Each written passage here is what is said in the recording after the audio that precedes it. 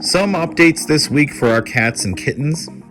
We brought the kittens to their first vet appointment at the end of last week to check on their general health. They should get a deworming treatment around 4 weeks old, which we did while we were there. I also wanted to check Penny's eye, which was watering earlier in the week. The vet said it was fine, but you want to keep an eye on newborn kitten eyes because they can get infections and their tear ducts aren't that good at draining this early on. We also wanted to make sure the white kitten's hearing was okay. Cats born all white with blue eyes, which thankfully she has these gray spots on her head, are usually born deaf. We just wanted to make sure there weren't any hearing issues, and she is responding to sounds. Pippa's mood has increased this past week since providing her with an outdoor space option. She uses it every day and sits out there for an hour or two at a time. She's less reclusive indoors and has been a lot more playful as a result, especially in the middle of the night, which is a good sign because it tells us she's starting to get her mojo back.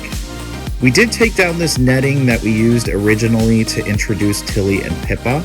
I don't see this being necessary at the moment, although I wish we were taking it down under better circumstances and we could say that the uneasy piece was won. But there are still territorial disputes. I caught Tilly going to the litter box the other day to ambush Pippa again and wasn't able to catch her in time. The camera didn't pick it up exactly as it happened, but that is Tilly slapping Pippa on the head. We are trying to prevent this as much as possible, but we ordered more cameras to keep an eye on all of the blind spots in our home and review the behavior between these two to stop aggression. Tilly continues to remain attached to me, and like we showed last week, she couldn't stand that I was on the other side of this door. However, she did do something out of character. We have been inviting visitors over to our home last week. This is good because it helps the kittens get used to other people and exposes them to a variety of people so they aren't weird about guests when they get older. Remember, everything that happens between now and week 7 helps to prepare them for the rest of their life, so it's important they experience as much as they can.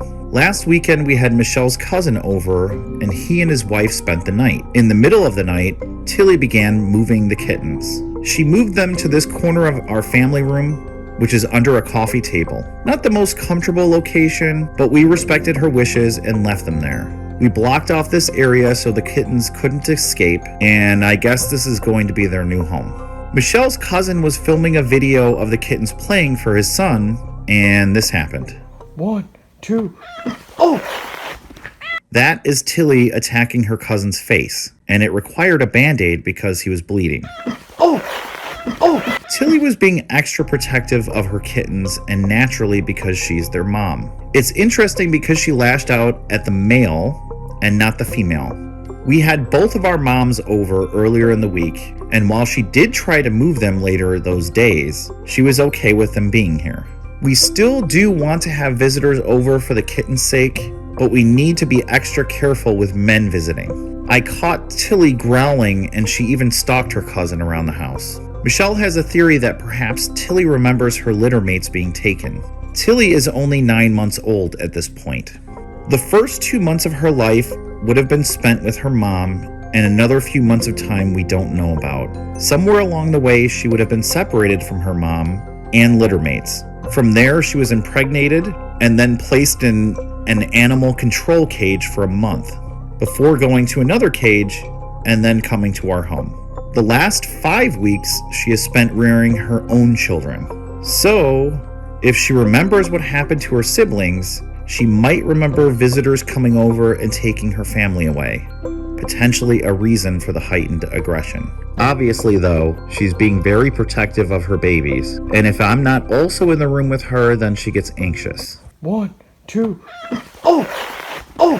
Some updates for the channel. We are changing our posting schedule for videos on this channel.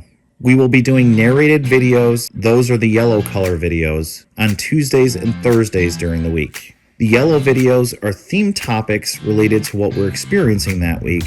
So for example, cat depression. This Thursday will be about the dilemma with the adoption agency.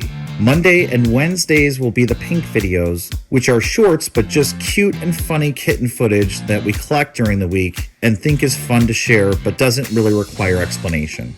Fridays, we will do a 1-hour live stream at 8 p.m. Eastern Time, at least until the kittens reach 10 weeks old.